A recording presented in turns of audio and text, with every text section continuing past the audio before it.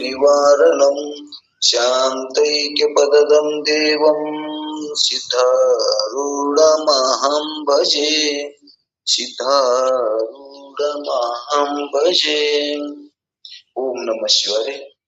ಬೆಳಗಿನ ಜಾವದ ಸತ್ಸಂಗದಲ್ಲಿ ಪರಮ ಪೂಜ್ಯರು ಲೋಕವನ್ನು ಉದ್ಧರಿಸಲು ಅವತರಿಸಿದ ಶಿವನ ಅವತಾರಿ ವೇದಾಂತ ಸಾರ್ವಭೌಮ ಜಗದ್ಗುರು ಸಿದ್ಧಾರೂಢಾಚಾರ್ಯರಿಗೆ ದೀರ್ಘದಂಡ ಪ್ರಣಾಮ ಸಲ್ಲಿಸುತ್ತಾ ಬಸವಾದಿ ಶರಣರಿಗೂ ದಾಸ ಪರಂಪರೆಗೂ ಸದ್ಗುರುನಾಥನಿಗೂ ಕೂಡ ದೀರ್ಘದಂಡ ಪ್ರಣಾಮ ಸಲ್ಲಿಸಿ ಈ ಒಂದು ಬೆಳಗಿನ ಜಾವದ ಆನ್ಲೈನ್ ಸತ್ಸಂಗದಲ್ಲಿ ಆಗಮಿಸಿದ ಪುಣ್ಯಾತ್ಮರೇ, ಧನ್ಯಾತ್ಮರೇ, ಪಾವನಾತ್ಮರೇ, ಮಾತೆಯರೇ, ತಮ್ಮೆಲ್ಲರ ಶರಣರ ಪಾದಗಳಿಗೆ ಕೂಡ ಹಣೆ ಹೆಚ್ಚಿ ನಮಸ್ಕರಿಸಿ ಈ ಸತ್ಸಂಗದೊಳಗ ಪ್ರವೇಶವಾಗೋಣ.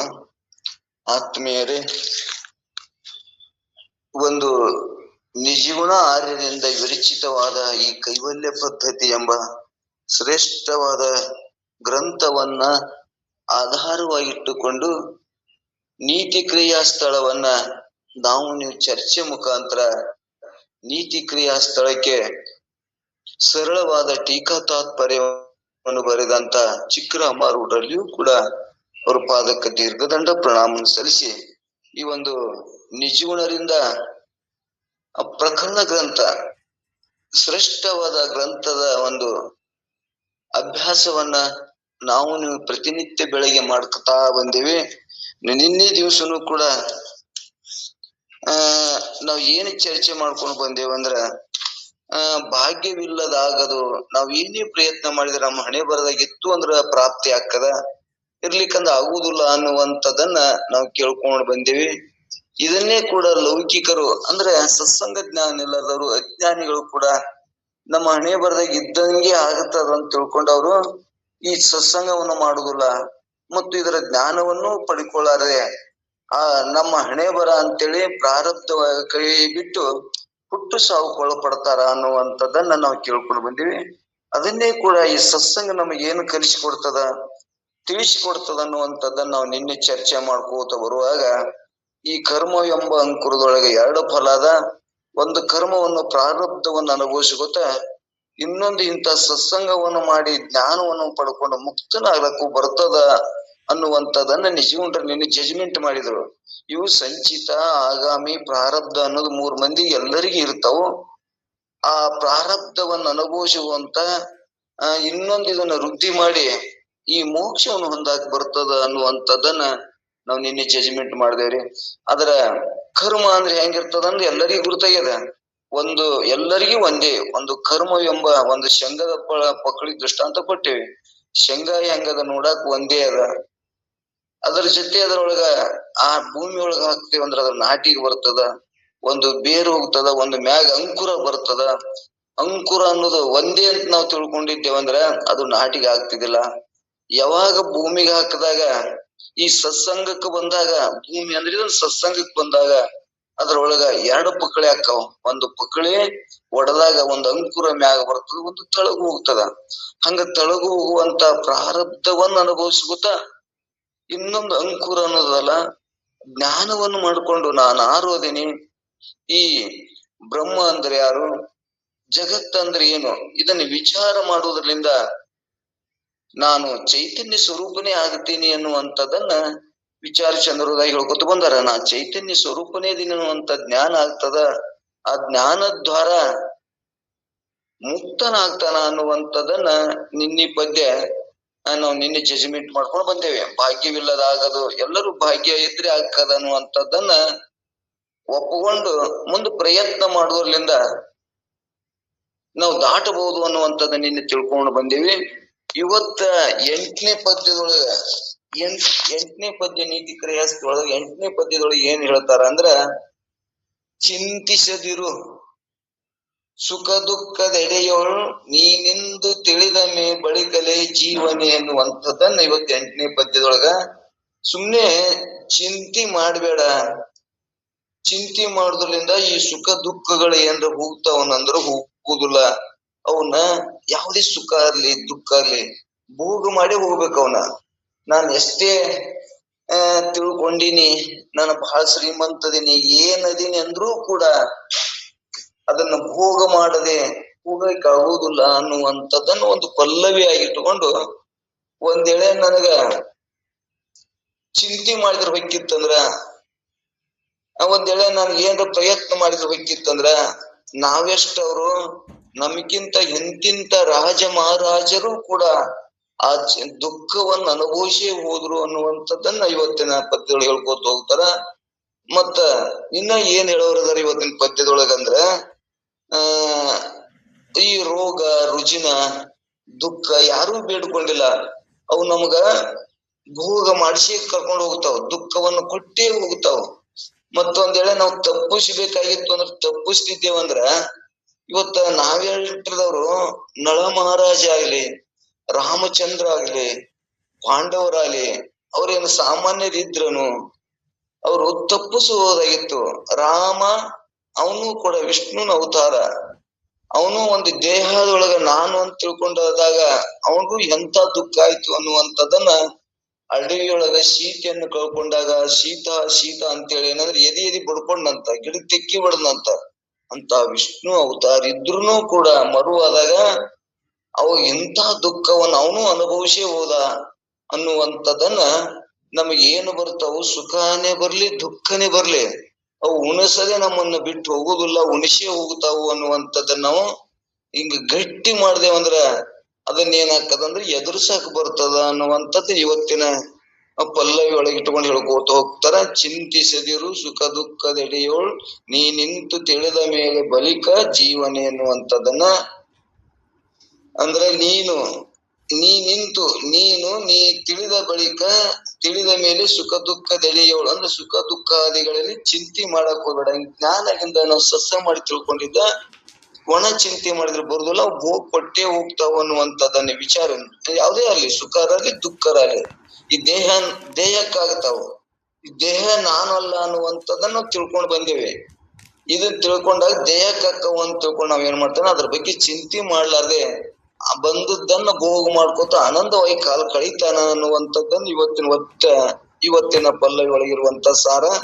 ಏನ್ ಹೇಳ್ತಾರಂದ್ರ ಅವರು, ಎಲ್ಲೋ ಜೀವನೇ ಎಲ್ಲೋ ಪೂರ್ವದ ಕರ್ಮಾಧೀನವಾಗಿರ್ತದೆಂದು ತಿಳಿದ ಮೇಲೆ ಪುನಃ ಪ್ರಾಪ್ತಿ ಆಗಲಿಲ್ಲ, ಸುಖ ನನಗ ಪ್ರಾಪ್ತಿ ಆಗಲಿಲ್ಲ, ದುಃಖ ಹೋಗಲಿಲ್ಲ ಎಂದು ಯಾಕೆ ಚಿಂತಿಸುತ್ತಿ ಅಂದ್ರ ಪೂರ್ವ ಜನ್ಮ ಮಾಡಿದ ಕರ್ಮಾಧೀನವಾಗಿ ಈ ಮನುಷ್ಯ ಜನ್ಮ ಬಂದಿರ್ತದ. ಪುಣ್ಯ ಪಾಪ ಮಿಶ್ರಿತವಾದದ್ದೇ ಈ ಮನುಷ್ಯ ಜನ್ಮ. ಅದು ಇಟ್ಟು ಪುಣ್ಯನೂ ಇರ್ತದ, ಇಟ್ಟು ಪಾಪನ ಅದು ಅನುಗುಣವಾಗಿ ಎರಡು ಸಮ ಆದಾಗ ಮನುಷ್ಯ ಜನ್ಮ ಹುಟ್ಟಿ ಬರ್ತದ ಅಂತ ಕೇಳ್ಕೊಂಡ್ ಬಂದೇವಿ. ಅವು ಏನ್ ಮಾಡ್ತಾವಂದ್ರ ಅದ್ರೊಳಗ ದುಃಖನೂ ಅದಾವು ಸುಖನು ಎರಡು ಅದಾವ, ಮಿಶ್ರಿತವಾದದ್ದದ. ಅವು ಸುಖನೂ ಬರ್ತಾವ, ಸುಖನೂ ಕಾಯಂ ಇರುದಿಲ್ಲ. ಇವತ್ತು ದುಃಖ ಬರ್ತದ, ದುಃಖನು ಕಾಯಂ ಇಲ್ಲ. ಅವು ಬಂದು ಹೋಗು, ಬರ್ತಾವ ಉಣಿಸ್ತಾವ ಮತ್ ಹೋಗ್ತಾವ, ಕಾಯಮರಿ ಇರ್ತಾವ ಅಂದ್ರೆ ಇರುದಿಲ್ಲ. ಅದಕ್ಕೆ ನೀ ಯಾಕೆ ಒಣ ಚಿಂತೆ ಮಾಡ್ತಿ, ಚಿಂತಿಸಿದಿರು ಸುಖ ದುಃಖದಡಿಯೋಳು ಅನ್ನುವಂಥದ್ದನ್ನ ಇಲ್ಲಿ ಹೇಳ್ಕೋತ ಹೊಂಟಾರ. ಇಲ್ಲಿ ಮತ್ತ ದುಃಖ ಹೋಗಲೆಂದು ಯಾಕೆ ಚಿಂತಿಸುತ್ತಿ, ಚಿಂತಿಸದೆ ಇರುವಂತವನಾಗು. ಸುಖ ಪ್ರಾಪ್ತಿ ಹೋಗಬೇಕಾದ್ರೆ ಪೂರ್ವ ಪುಣ್ಯವಿಲ್ಲದೆ ಪ್ರಾಪ್ತಿ ಆಗುದಿಲ್ಲ.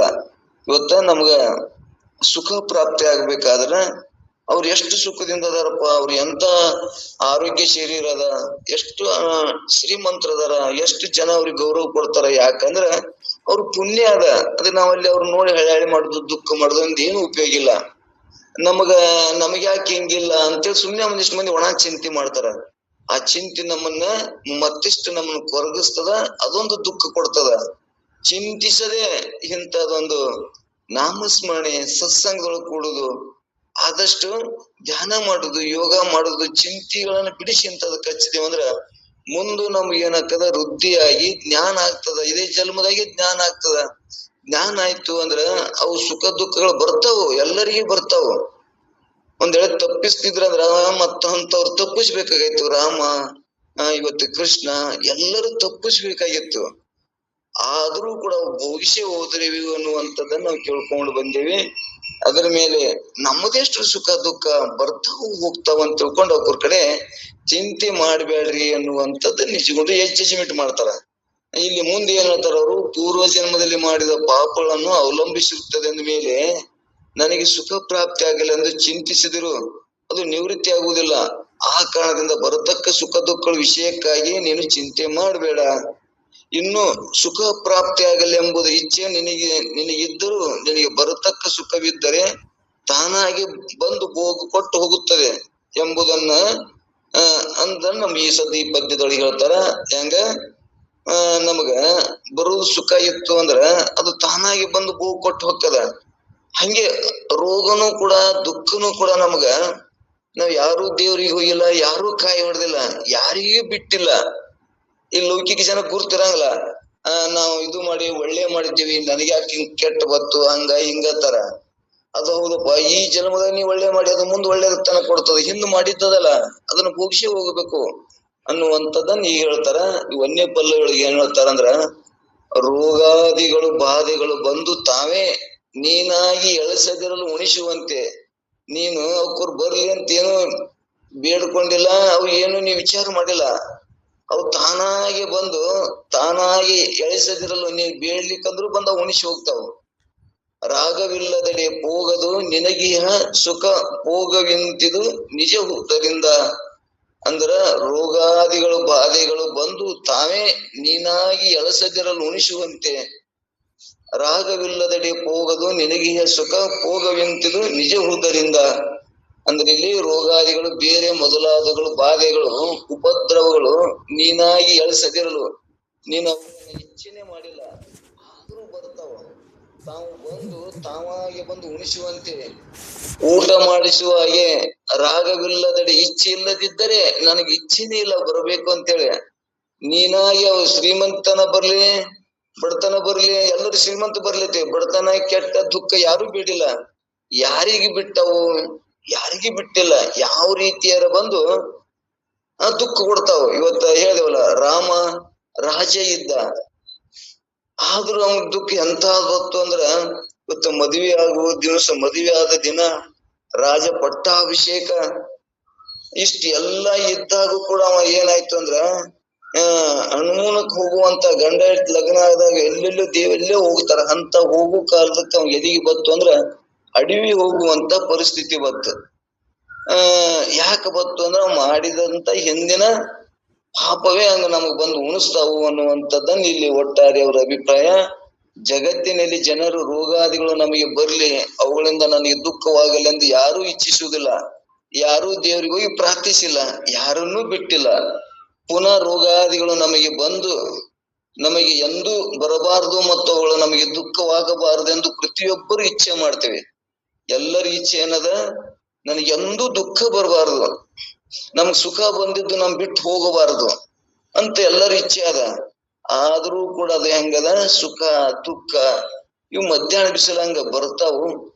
ಸೌಕರ್ಯಕ್ಕೆ ಕೆಲವು ದಿನ ಇರ್ತಾವ ಮತ್ತು ಹೋಗಿ ಬಿಡ್ತಾವ. ಶರೀರ ಒಂದಿಷ್ಟು ದಿನ ಬರೀ ಆರೋಗ್ಯ ಇದ್ದಂಗ ಆಗ್ತದ. ಏನಪ್ಪ ದಷ್ಟ ಪುಟ್ಟದ, ನಾ ಬಹಳ ಆರೋಗ್ಯ ಅದ, ನನ್ಗೆ ಯಾವ್ದಾರ ರೋಗ ಬಂದು ಅಟ್ಯಾಕ್ ಮಾಡಿ ಅವನ್ ಏನ್ ಮಾಡ್ತದ, ದುಃಖವನ್ನೇ ಕೊಡ್ತದ. ಅದು ಹಂಗ್ ಕ್ಯಾನ್ಸರ್ ಆಯ್ತು, ಹಿಂಗಾಯ್ತು, ಬಹಳ ಗಟ್ಟಿದ್ದ, ದುರಸ್ತಿದ್ದ, ನಾವು ಲೌಕಿಕರ ಅಂತಿರ್ತೇವೆ.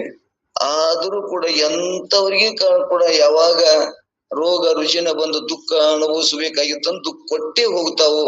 ಅದಕ್ಕೆ ನೀನು ಇಂಥ ಬರು ಹೋಗೋ ದುಃಖಗಳಿಗೆ ಚಿಂತಿಸದಿರು, ಚಿಂತೆ ಮಾಡ್ಬೇಡ, ಅದನ್ನೇ ನೀನು ಎಂತ ಚಿಂತೆ ಮಾಡೋನು ಅಂತಂದ್ ಮುಂದಿನ ಪದ್ಯಗಳು ಹೇಳ್ತಾರ. ಅಂದ್ರ ಅವು ಹೆಂಗ ದುಃಖವಾಗಬಾರದೆಂದು ಪ್ರತಿಯೊಬ್ಬರು ಇಚ್ಛಿಸ್ತಾರ. ಈಗಿದ್ದರೂ ರೋಗಾದಿಗಳು ತಾವಾಗಿ ಬಂದು ಹೇಗೆ ದುಃಖವನ್ನು ಕೊಟ್ಟು ಹೋಗುತ್ತೇವೋ ಅದರಂತೆ ನಿನಗೆ ಸುಖದ ಇಚ್ಛೆ ಇಲ್ಲದಿದ್ದರೂ ನಿನಗೆ ಬರತಕ್ಕ ಸುಖವು ಸಮವಿದ್ದರೆ ಅದು ಎಂದೂ ಹೋಗುವುದಿಲ್ಲ, ಅವಶ್ಯವಾಗಿ ಬಂದು ಭೋಗ ಕೊಟ್ಟೇ ಹೋಗುತ್ತದೆ. ಇದು ಸತ್ಯವು, ಇದರಲ್ಲಿ ಯಾವ ಸಂಶಯವೂ ಇಲ್ಲ. ಆದ್ದರಿಂದ ಸುಖದ ಸಲುವಾಗಿ ಚಿಂತೆ ಮಾಡುವ ಕಾರಣವಿಲ್ಲ ಅನ್ನುವಂಥದ್ದನ್ನ ಒಂದನೇ ನುಡಿಯೊಳಗ ಸ್ಪಷ್ಟ ಹೇಳ್ಕೊತ ಬಂದ್ರು. ಇನ್ನು ಎರಡನೇ ನುಡಿಯೊಳಗೆ ಏನ್ ಹೇಳ್ತಾರ ಅಂದ್ರ, ಬರಲುಳ್ಳ ದುಃಖವನ್ನು ಅನುಭವಿಸದೆ ಬೇರೆ ಪರಿಹಾರ ಅದಕ್ಕಿಲ್ಲದೆಂದೊಡೆ. ಏನ್ ಹೇಳ್ತಾಳ, ಬರಲುಳ್ಳ ದುಃಖವನ್ನು ಅನುಭವಿಸದೆ ಬೇರೆ ಪರಿಹಾರ ಅದಕ್ಕಿಲ್ಲ ಹೌದೆಂದೊಡೆ. ಪಿರಿದು ಸಾಹಸಿಗಳೆನಿಪ ರಾಮ ನಳ ಪಾಂಡವರು ನೋಯಲೇಕಿ ನೀನ್ ಅದನ್ನ ಅರಿದು ಅನ್ನುವಂಥದ್ದ ಹೇಳ್ಕೊತ ಬಂದಾರ. ಒಂದ್ ವೇಳೆ ಬರಲುಳ್ಳ ದುಃಖವನ್ನ ಏನ್ರ ನಾನು ದವಾಖಾನಿಗೆ ಹೋಗಿ ತಪ್ಪಿಸ್ತೀನಿ, ಯಾರ ನನ್ ಶ್ರೀಮಂತರ ಅವ್ರ ಮರೆ ಹೋಗ್ತೀನಿ, ರಾಜಕೀಯರು ನನ್ಗೆ ಬಾಳ ಪರಿಚಯ ಅದಾರ, MLA ಪರಿಚಯ ಅದಾನ, ಅವ್ನ ಮರೆ ಹೋಗ್ತೀನಿ ಅಂದ್ರೆ ಏನ್ ಅವ್ರು ತಪ್ಪಿಸ್ತಾರ ಅಂದ್ರ ಯಾರ್ಯಾರು ನೀನ್ ತಪ್ಪಿಸುದಿಲ್ಲ, ಹೋಗ್ ಕೊಟ್ಟೆ ಹೋಗ್ತಾವ. ಅವು ನಮ್ನ ಉಣಿಸಿ ಹೋಗ್ತಾವ. ಯಾವುದೇ ಆಗಲಿ, ಸುಖ ಇರ್ಲಿ ದುಃಖ ಆಗ್ಲಿ, ಅವು ಉಣಿಸಿ ಹೋಗ್ತಾವ ಅನ್ನುವಂಥದ್ದನ್ನ ಒಂದ್ ವೇಳೆ ತಪ್ಪಿಸ್ತಿದ್ರಂದ್ರ ಅಂತವ್ರೆ ತಪ್ಪಿಸಿದಾಗಿಲ್ಲ. ನಿನಗೇನ್ ಹಾಕದಪ್ಪ, ಸುಮ್ಮ ಅದನ್ನ ಅನುಭವಿಸಿಗೋತ, ಆ ದುಃಖವನ್ನ ಅನುಭವಿಸಿಗೋತ ನೀನು ಪರಮಾತ್ಮನ ಚಿಂತೆಯನ್ನ ಮಾಡ್ಕೋತಿದ್ದೆ ಅಂದ್ರ ಮುಂದೆ ನಿನಗೇನಕ್ಕದ ಅಂತ ದುಃಖ ಬರ್ಲಾರಂಗ ಅಕ್ಕದ ಅನ್ನುವಂಥದ್ದನ್ನ ಇಲ್ಲಿ ಹೇಳ್ತಾರ ಅವ್ರು. ಇಲ್ಲಿ ಏನ್ ಹೇಳಿದ್ರು, ಮನುಷ್ಯನು ತನಗೆ ಬರತಕ್ಕ ದುಃಖಗಳನ್ನು ಅನುಭವಿಸೇ ತೀರ್ಬೇಕು. ಅನುಭವಿಸಿದ ವಿನಃ ಅವು ಬೇರೆ ಉಪಾಯಗಳಿಂದ ನಿವೃತ್ತಿ ಆಗುವುದಿಲ್ಲ. ಬೇರೆ ಉಪಾಯಗಳಿಂದ ನಿವೃತ್ತಿವಾಗುತ್ತಿದ್ದರೆ ಮಹಾಪರಾಕ್ರಮಿಗಳೆಂದು ಹೇಳಿಸಿಕೊಂಡ ರಾಮ, ನಳ, ಪಾಂಡವರು ಏಕೆ ಕಷ್ಟಪಡ್ತಿದ್ರು? ರಾಮನೂ ಕೂಡ ಅಡಿಯೊಳಗೆ ಗಿಡಕ್ಕೆ ತೆಕ್ಕಿ ಬಿಡಬೇಕಾದ್ರ ಮತ್ತವ ಒಂದ್ ವೇಳೆ ಅವ ರಾಮ ಯಾರಿದ್ದು? ವಿಷ್ಣು ಅವತಾರ ಇದ್ದ. ಅವಾಗ ಅವಾಗ ಏನ್ರ ಅದನ್ನ ತಪ್ಪಿಸಬಹುದಾಗಿತ್ತು. ಆದರೂ ಕೂಡ ಆ ದುಃಖವನ್ನ ಅವನು ಸೀತೆ ಏನಾಗಿದ್ದು ಕಳ್ಕೊಂಡಿದ್ದ, ಅವನಿಗೂ ಎಷ್ಟು ತಾಪ ಆಯ್ತು, ಎಷ್ಟು ದುಃಖ ಆಯ್ತು. ಇವತ್ತ ಅವರು ಬೇಡ, ಈಗಿನ ಕಾಲದಾಗನು ಕೂಡ ನಮ್ಮಂತ ಸಾಮಾನ್ಯವರ ಇವತ್ತು ಹೇಳ್ತಿ ನಮ್ ಬಿಟ್ಟು ಹೋದ್ಲು, ಯಾರು ಕರ್ಕೊಂಡು ಹೋದ್ರು ಅಂದ್ರ ನಮಗೆ ಎಷ್ಟು ತಾಪ ಸಂಕಟ ದುಃಖ ಆಗ್ತದ. ಹಂಗ ಅವನಿಗೂ ಕೂಡ ಅದು ಎಷ್ಟು ದುಃಖ ತಾಪ ಆಗ್ಯದ ಅಂದ್ರ ರಾಮನಿಗೂ ಕೂಡ ದುಃಖ ಆಗ್ಯದ ಅನ್ನುವಂಥದ್ದನ್ನ ಇಲ್ಲಿ ಒಟ್ಟು ಕೊಟ್ಟು ಹೇಳ್ತಾರ. ಅಂದ್ರ ನಮ್ಮಂತವ್ರ ಪಾಡೇನಪ್ಪ, ವಿಷ್ಣು ಅವತಾರ ಇದ್ದವ ಅಂತ ಮಹಾರಾಜ ಮತ್ತು ಎಲ್ಲವನ್ನು ಒಳಗೊಂಡಂತ ಮಹಾರಾಜನಿಗೂ ಕೂಡ ಅವ ಏನ್ ಮಾಡಿದ್ದ? ನಾವ್ ಯಾವ್ದ್ರ ನಮ್ ಪುರೋಹಿತರು ಸರಿ ಇಲ್ಲ, ಜ್ಯೋತಿಷ್ಯ ಕೇಳಿದ್ ಸರಿ ಇಲ್ಲ, ನಮ್ ಜಾತಕ ಕೇಳುದು ಸರಿ ಹೇಳಿಲ್ಲ ಅವ್ರು ಅಂತೇಳಿ ನಾವ್ ಯಾರ ಮ್ಯಾಗ ದೂಷಿಸ್ತೇವೆ. ಅವ ರಾಜ ಇದ್ದ, ಎಲ್ಲಾ ಏನು ರಾಜ ಇದ್ದ, ಪಟ್ಟಾಭಿಷೇಕ ಯಾವಾಗ ಮಾಡ್ಬೇಕು, ಯಾವ ಮುಹೂರ್ತದಾಗ ಮಾಡ್ಬೇಕು, ಹೆಂಗ್ ಚಲೋ ಹೋಗ್ತದಂತ ಎಲ್ಲಾ ಕೇಳಿದ್ರು. ಎಲ್ಲಾ ಕೇಳಿದ್ರು ಕೂಡ ಅವು ಪಂಚಾಂಗ ಮುಹೂರ್ತ ತಿಥಿಗಳು ಎಲ್ಲಿ ಆದ್ರು? ರಾಮ ಏನಾಯ್ತು? ಅಡವಿ ಪಾಲಾಗಿ ದುಃಖವನ್ನೇ ಅನುಭವಿಸಿದಾಗ ಇವು ಯಾವ ಪಂಚಾಂಗನೂ ಕಾಪಾಡ್ಲಿಲ್ಲ, ಯಾವ ನಮ್ಮನ್ನ ರಕ್ಷಣೆ ಮಾಡಿಲ್ಲ. ಅಂದ್ರೆ ಇವು ಯಾವ ಉಪಯೋಗ ಇಲ್ಲ ಅಂತಿಲ್ಲಿ. ನಮಗೇನ ಬರ್ತದ ದುಃಖ ಅದು ಅನುಭವಿಸಿ ಹೋಗ್ಬೇಕು. ಅಂತವರಿಗೆ ಬಿಟ್ಟಿಲ್ಲ ಅಂದ್ರ ನಮ್ಮಂತವ್ರ ಪಾಡೇನು ಅಂತ ಹಿಂಗ ತಿಳ್ಕೊಂಡು ಸಮಾಧಾನ ಮಾಡಿ ಆ ಬಂದಂತ ಯಾವುದೇ ದುಃಖ ಅಂದ್ರೆ ಇದೆ. ಇವತ್ತ ನಾ ಹೇಳಿನಲ್ಲ, ನನ್ ಹೇಳ್ತಿ ಹಿಂಗ ಅಲ್ಲು, ನನಗೆ ಇವತ್ತ ಯಾರು ನೋಡ್ಲಿಲ್ಲ, ನನಗ ಅನಾನುಕೂಲ ಆಯ್ತು ಅಂತೇಳಿ ಇವೆಲ್ಲ ಬೇಯಿದ್ರು, ನನಗ ಯಾರು ನನ್ ಬೆನ್ನ ಹತ್ತಿ ಬರ್ಲಿಲ್ಲ, ನನಗ ಅವ್ರು ಹೊಡೆದು ಹೋದ್ರು, ನನಗ ಯಾರು ಕೇಳಲಿಲ್ಲ ಅಂತ ಇಂಥವೆಲ್ಲ ತಾಪ ಮಾಡ್ಕೋತಾನ. ಏನೇನು ತಾಪಗಳು ಮಾಡ್ಕೋತಾನಂದ್ರ ಗುರುತ ನಮ್ಗೆಲ್ಲರಿಗೂ ಒಂದೊಂದು ತರ, ನನಗೊಂಥರ, ನಿನಗೊಂಥರ, ಅವ್ರಿಗೊಂಥರ.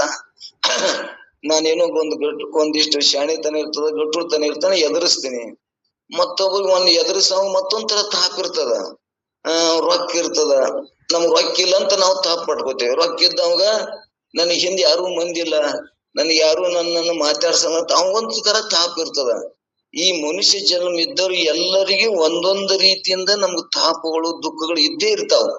ಅದನ್ನ ತಿಳ್ಕೊಂಡು ಆ ತಾಪವನ್ನ ದುಃಖವನ್ನ ಪ್ರಾರಬ್ಧ ಇದ್ದದ್ದನ್ನ ಭೋಗಿಸುತ್ತ ಇಂಥ ಒಳ್ಳೆ ಕಾರ್ಯಗಳನ್ನ ನಾವು ಸ್ಮರಣ ಮಾಡ್ಕೊತ ಚಿಂತೆ ಬೇರೆ, ಚಿಂತನ ಬೇರೆ. ಚಿಂತೆ ಮಾಡುದನ್ನ ಬಿಟ್ಟು ಚಿಂತನ ಮಾಡಿದೇವಂದ್ರ ಆ ದುಃಖವನ್ನ ಸಹಜವಾಗಿ ಸ್ವೀಕಾರ ಮಾಡಕ್ ಬರ್ತದ, ಸಹಜವಾಗಿ ಎದುರ್ಸಕ್ ಬರ್ತದ.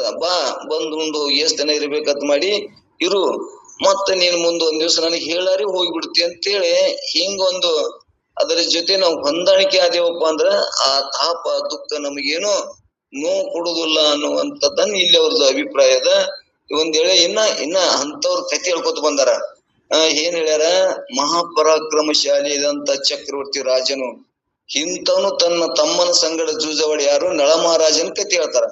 ನಳ ಮಹಾರಾಜನು ಬಹಳ ಶೂರ, ಬಲಿಷ್ಠ, ಅವನಂತ ಶಕ್ತಿ, ಅವನಂತ ರಾಜ, ಶ್ರೀಮಂತಿಕ ರಾಜ ಯಾರೂ ಇದ್ದಿಲ್ಲ ಅಂತ. ಅಂತ ರಾಜ ತಮ್ಮನ ಜೊತೆ ಒಂದು ಜೂಜಿನೊಳಗೆ ಸೋತು ತಾನು ಹೆಂಡತಿ ಮಕ್ಕಳು ಏನಾದಂದ್ರ ಅಡವಿ ಪಾಲಾದ್ರು. ಅಡವಿ ಒಳಗ ಒಂದಿಷ್ಟು ಉಣ್ಬೇಕಾದ್ರ ತಿಂಗಳಾನ್ಗಟ್ಲೆ ಒಂದಿಷ್ಟು ಹೊಟ್ಟಿಗೆ ಒಂದಿಷ್ಟು ಹಿಟ್ಟು ಸಿಕ್ಕಿಲ್ಲ. ಒಂದು ಮೇ ಮ್ಯಾಗ ಒಮ್ಮೆ ಜಳಕ ಮಾಡೋ ಹೊತ್ನ್ಯಾಗ ಒಂದು ಗಾಳಿಗೆ ಹಾರಿ ಹೋಗಿ ನದಿ ಒಳಗ ಹರ್ಕೊಂಡು ಹೋಗಿ ಅವ ಮೈ ಮ್ಯಾಗ ಬಟ್ಟಿ ಹಾಕೊಳಕ್ ಒಂಚೂರು ಬಟ್ಟಿ ಸಿಗ್ಲಿಲ್ಲ ಅಂತ ನಳ ಮಹಾರಾಜನಗ. ಅವಾಗ ಅವ ಎಂತ ಚೆಲುವಿಕೆ, ಎಂತ ರಾಜ, ಒಂದಿಷ್ಟು ಬರೀ ಅಡವಿ ಒಳಗಿರುವಂತ ಎಲಿಗಳನ್ನ ಜೋಡಿಸಿಕೊಂಡು ಮರಿ ಮಾಡಿ ಅಡವಿ ಒಳಗ ಕಾಲು ಕಳೆಯುವಂತ ಕಾಲ್ ಬತ್ತಂತೆ. ಯಾರಿಗೆ? ನಳ ಮಹಾರಾಜನಗ. ಅಂತ ರಾಜನೂ ಕೂಡ ಎಷ್ಟು ದುಃಖ. ಅರಣ್ಯದೊಳಗ ಆ ಪುಣ್ಯ ಅರಣ್ಯವಾಸಿಯಾದವನು ಪುನಃ ಅರಣ್ಯದಲ್ಲಿ ಹೆಂಡತಿಯನ್ನು ಸಹ ಕಳ್ಕೊಂಡ.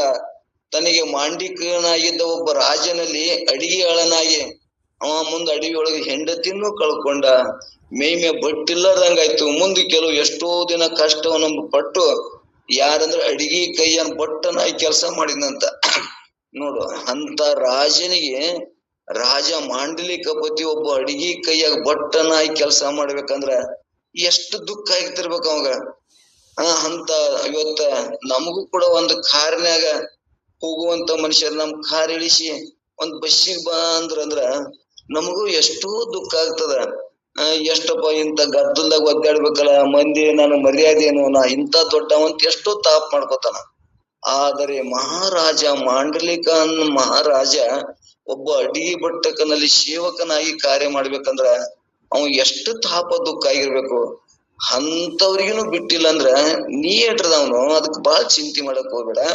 ಬಂದದ್ದನ್ನ ಸ್ವೀಕಾರ ಮಾಡಿ ಬಾ ಅಂತೇಳ ಜೋಡಿ ಹೊಂದಾಣಿಕೆ ಮಾಡಿ ಹೋಗು ಅನ್ನುವಂಥದ್ದನ್ನ ಜೀವನರ ಅಭಿಪ್ರಾಯ. ಅಡಿಗೆ ಮಾಡುತ್ತ ಎಷ್ಟೋ ದಿವಸ ಕಾಲವನ್ನು ಕಳೆದನು. ಚಕ್ರವರ್ತಿ ರಾಜನೆತ್ತ ತನಗ ಮಾಂಡಲಿಕನಾದ ರಾಜನಲ್ಲಿ ಅಡಿಗೆ ಮಾಡುದತ್ತ ಅಂತವನ ಪರಿಸ್ಥಿತಿ ಹಂಗಾಗ್ಯದಂದ್ರೆ ನೀನೇನು ಅನ್ನುವಂಥದ್ದು ಹೇಳ್ತಾರ. ಇನ್ನೊಂದು ಪಾಂಡವರ ಕಥೆನೇ ಹೇಳ್ತಾರ.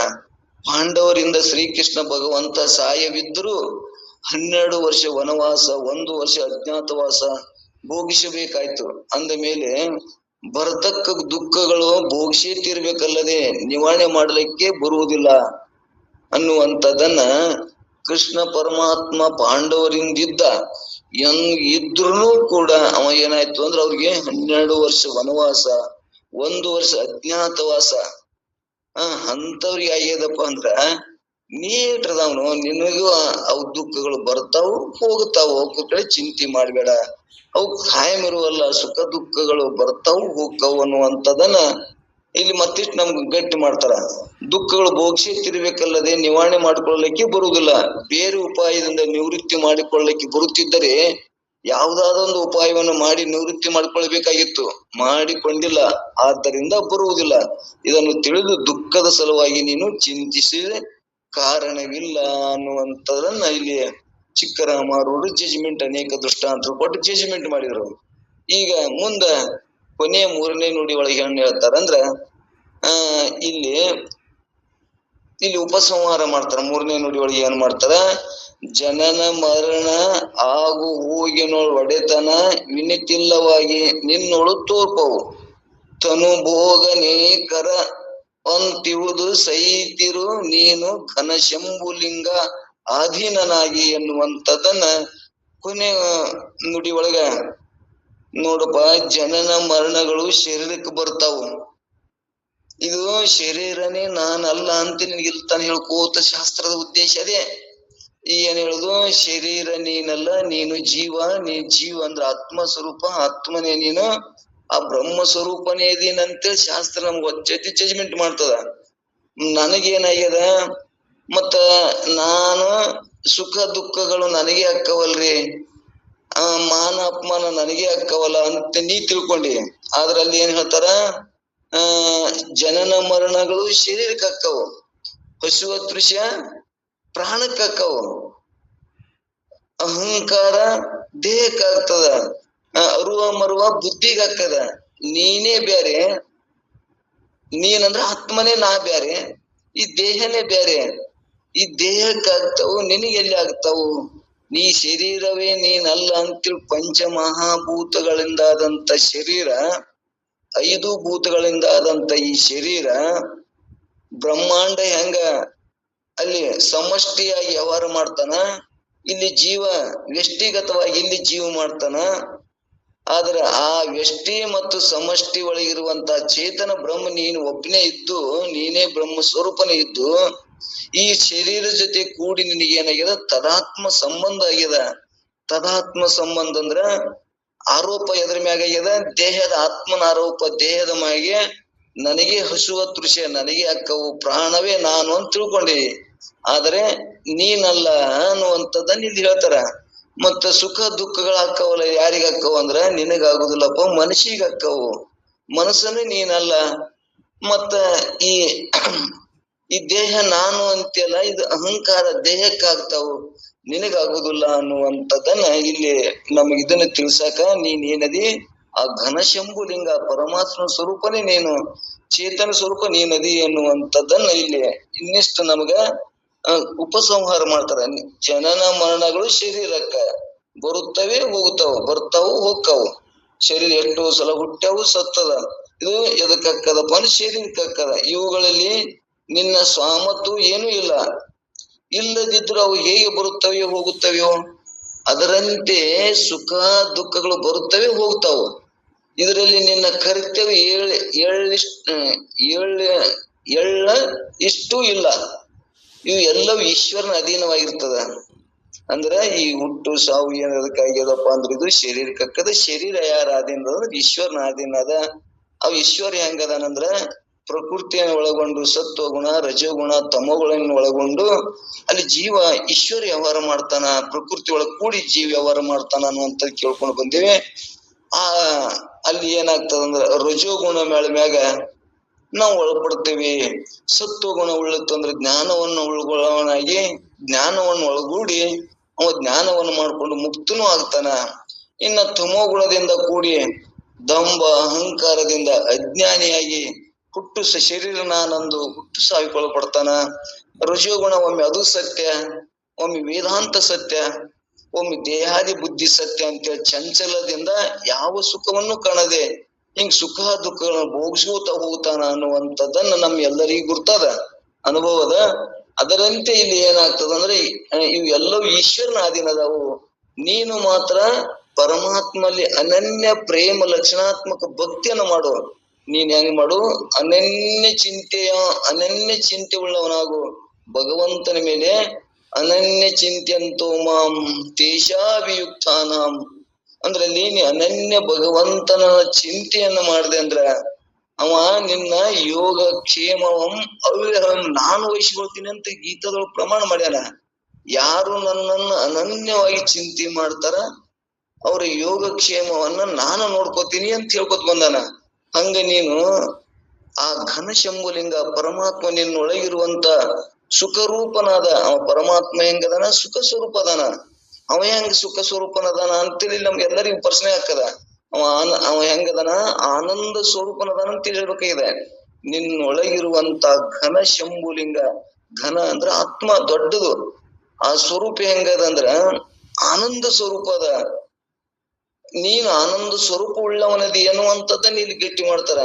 ಅಂತ ಆ ಘನ ಶಂಭುಲ ಪರಮಾತ್ಮನೇ ನಿನ್ ಮ್ಯಾಗ ನೀನು ಪ್ರೇಮ ಉಳ್ಳವನಾದಿ ಅಂದ್ರ ಆ ಪ್ರೇಮ ಲಕ್ಷಣಾತ್ಮಕವಾದಂತ ಭಕ್ತಿ ಮಾಡುತ್ತಾ ಹೋದಂದ್ರ ನಿನ್ನ ಯೋಗಕ್ಷೇಮಗಳನ್ನ ಅವನೇ ನೋಡ್ಕೊತಾನ.